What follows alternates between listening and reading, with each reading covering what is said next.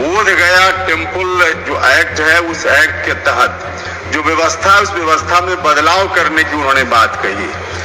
लेकिन साथ ही साथ मैं उनसे जानना भी चाहता हूं, अब इस बिल में गैर मुसलमान कुछ सदस्यों के लाने की बात हो रही है, तब उस पर इनका गंभीर ऐतराज है।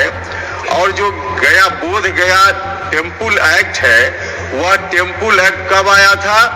1953 में। आजादी के बाद 1953 से वह एक्ट प्रभावी है। उस वक्त जो एक्ट आया, किसने बनाया था?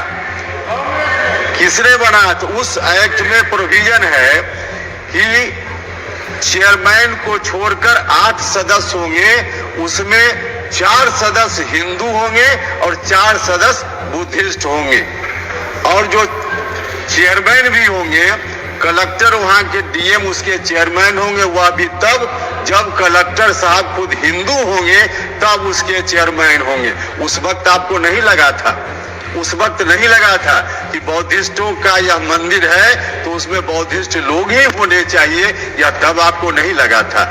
आज आप सुझाव दे रहे हैं तो मैं सुझाव का भी समर्थन करता हूं और किरण रिजिजू साहब से आग्रह करता हूं कि आपके लोग भी आपसे ही अपेक्षा कर रहे हैं। किरण रिजिजू साहब, आपके लोग भी आपसे ही अपेक्षा कर रहे हैं। आज दुनिया भर में यह मैसेज है कि बोध गया में आंदोलन चल रहा है। आपसे आग्रह है कि आप जो आंदोलनकारी लोग हैं उनकी मांगों पर ध्यान दीजिए और वहां बोध गया टेम्पल, बुद्धिस्टों को एक टेम्पल है, वह कोई